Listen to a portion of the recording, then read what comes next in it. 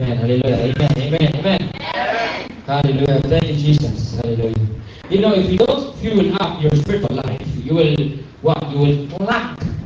If you don't fuel up your spiritual life, I'm telling you, you will clank. You have the appearance, but you don't perform. You don't operate. Pero, kung tanaw mo, kung saan na naka-fuel sa body mo, tell me, what fuels your body? The energy, right? Calorie. So, we cannot get calorie from where? From food that we eat, okay? We eat them, found them. And what happens? What happens at our body when function ka? It coordinates, it moves, it's united. That's what body is. But I tell you, it's only one aspect of you. Amen.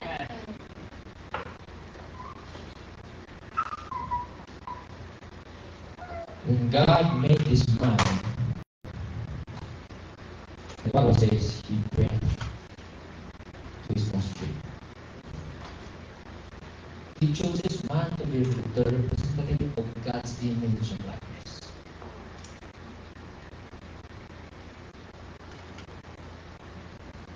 Hello.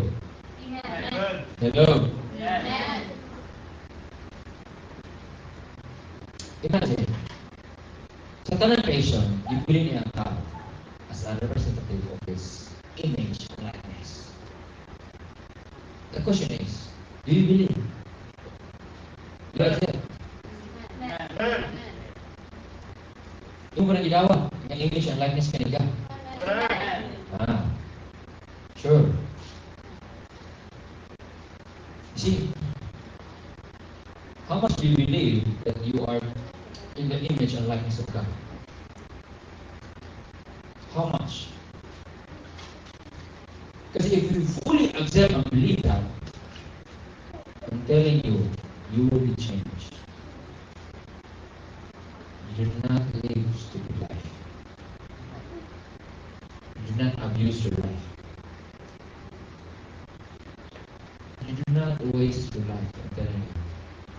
Wasting is a lot of expression. That expression of wasting. The very first that you waste is when you fail to chase God. Remember, you only have limited time in a day. 23 hours and 59 seconds. The result is 0, 24. And then mabalik na siya. The seeking of God in a day will determine kung saan ka sa lahat mo sa Lord. The reason na nung di pa nato kayo ma-feel ang love and divine love. I tell you, your feelings is very tricky. Feel na to, na gwapo ta kayo. Feel na to, na mag-speak na kayo. Feel na the feelings. Well, pwede ko ma-feeling nga sa kunsa, right? But there is a true identity when chasing God. Yan naman. The thing is, si God mobili ka po kung kinsa yan magpula. Ang question is, could you go reveal sa verse na ng tao? Yes. Because there is a great revelation one day.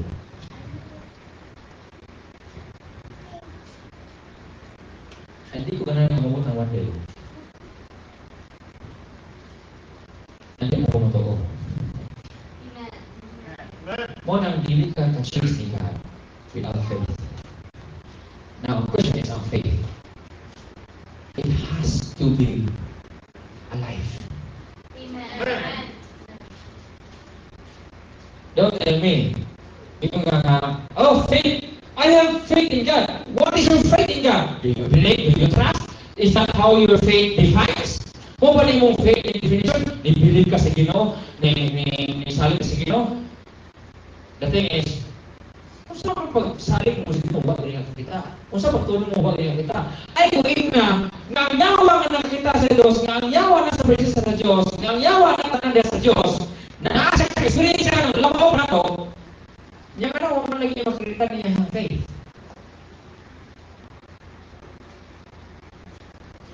Ngayon ang faith, it will release God. So meaning, ang faith ni Satan, ni-release ni God. He obeys God. Don't you know? Even Satan obeys God now. Matungkol kay na siya time frame to deceive. Because God is a God of time, He stretches out time according to His plan. Satan ni sakay na time. And to deceive many.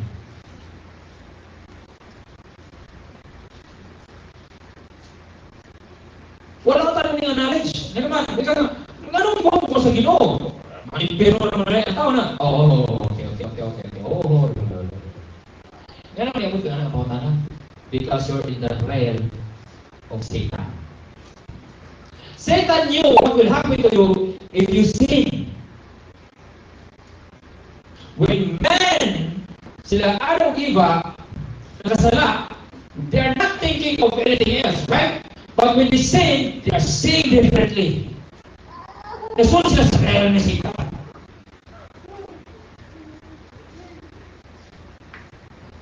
Satan have access.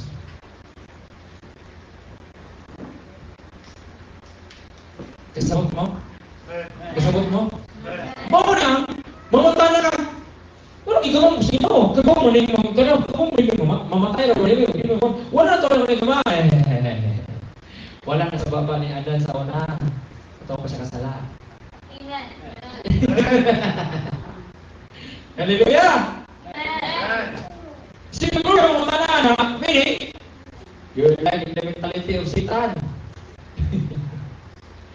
Jesus' name. You see, you know what? It loses your faith to God. It refuses the will of God in your life. Mag-question mo ang will of God. Wala na tayo gawa sa Ginoo. Wala na tayo gawa sa Ginoo. Wala na tayo gawa sa Ginoo. Kalimutan, kiwa mo na isang kamalaglag ka. Wala naman tayo na una. Because of Satan. Yung mga mata, huwag kimuha mo na Islam. May Satan na huwag ka. Wala na kita. Wala na sa una-una nila sa una. Nga wala na sa una ni Gabriel. Nila Michael. Ibang angels. Wala na sa una nila. Hello? Hello? Hello? Ngayon yung mga na una.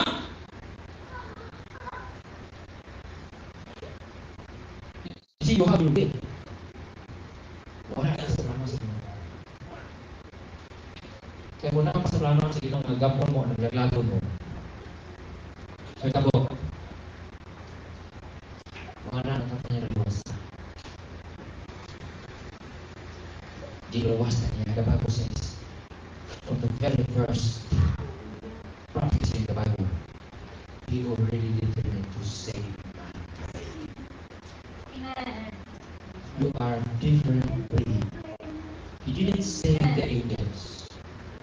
He didn't save Lucifer. Because Lucifer is incapable of asking forgiveness. He cannot just forgive. He always has. The Bible says, he already in his heart. He already determines in his heart. The Bible says, in his heart. Kung sa iyo mga kasi na-determine mo, nga dito ka magpagamit, isa pa ito ginawa dito ka magamit.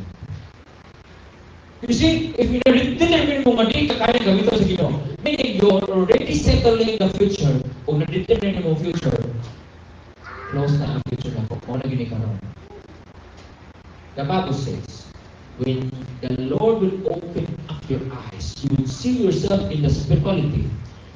You will see yourself buta ka na hindi akong gababa. And the only thing ang mawa siya, you need someone to pray for you. God sent a prophet. At dito na si Saul dito, ato siya kay, look at the conversation, ato siya kay ako siya gamiton. And look at the man answered, kung sa dito ba niya? So casual, wala niyo, yes Lord, yes boss, I will obey you, wala. O sa conversation, ikaw mo ito, kawawa ka ng tawhan na na. Iyagi, kasabot mo, with the Lord as if the Lord is unaware sa situation. Yung ibabaw si Lord, Lord, mo ba yung natawan na nagluto sa mga katawan dyan, matulog ako dito, sa katawan ako. Ha? Nagkalimut siya, it's the Lord speaking to him. But, you know, only nakalapit ko na kay relationship. They're like friends.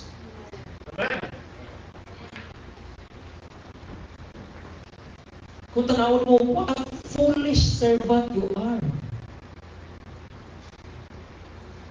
Yung kung tanawin mo, kay Baba ko, kung sa natawanan na, ako'y katawagan na.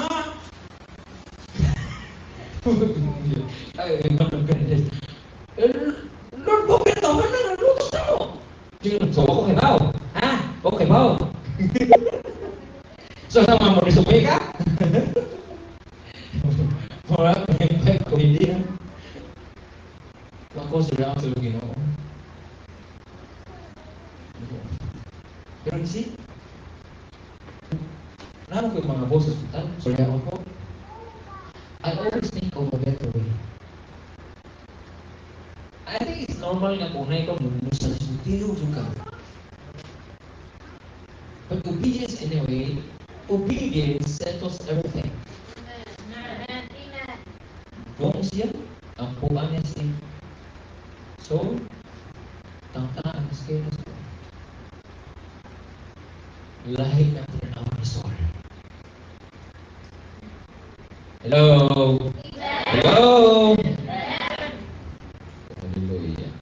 Kapag nakasugot sa walid, o magawali na tayo sa anime. We also have to talk about the humble beginning. We have noticed na misconception about born again. Because people think that they are actually born when they receive the Lord. But they fail to recognize it is the Holy Spirit that will give. Hello? This Holy Spirit will, in verse in the book of Acts, repent and be baptized in the name of Jesus, and you will receive the gift of the Holy Spirit. Now, sa itong gift, ganyan yung madawa? The gift of life. Yung dito gift of mga prophecy, gift of healing, gift of deliverance, gift of administration. Dito mga gasa, pastor, na manatata, na mga ayota. Dito na mga gift. Well, I'm not saying it's not a gift. But the question is, how do you receive that gift if you are dead? You miss the life. So, muha ka sa Holy Spirit, parang patay ka. Parang ako ka Kristo na, subuko rin Holy Spirit, muha ka ba? You see, you need to grow as a living. You need to grow as a living, as a born again, to use the gift.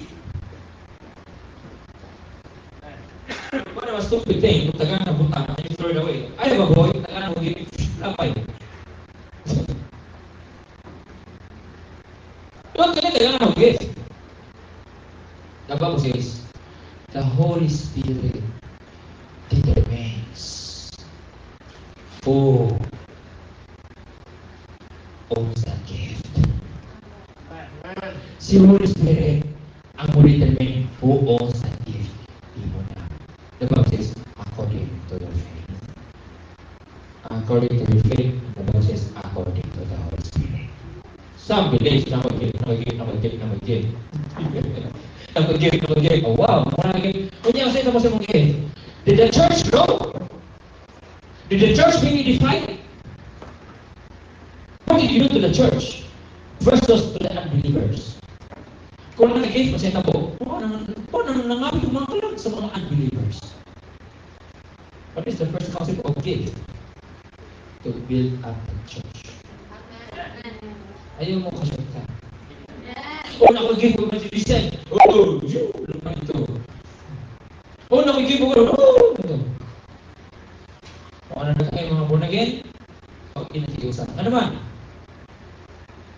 Ang ilang gift, mo nakagawa sa church. So, mo rin na ipagkagiusan. We fail in that humble. The Bible says, kung natao ka, mo di sa pure milk.